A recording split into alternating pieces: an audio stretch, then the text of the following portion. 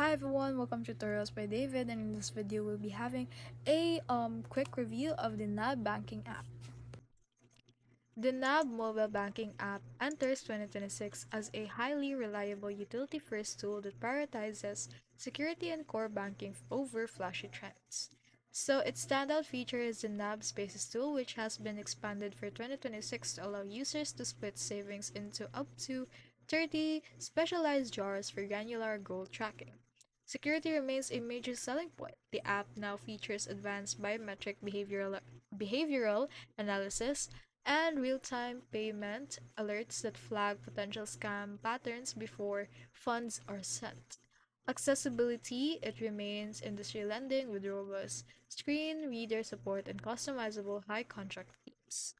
However, honest feedback from 2026 users highlights a lack of innovation compared to competitors like Combat. While it handles basic flawlessly, the app lacks a built-in subscription manager or deep AI-driven spend forecasting.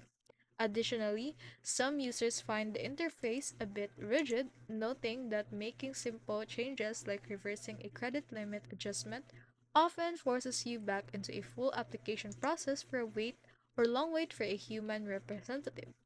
So ultimately, it is the best app for those who want a stable, secure, and no nonsense banking experience, but it may feel a step behind for users who want their banking app to act as a proactive financial assistant.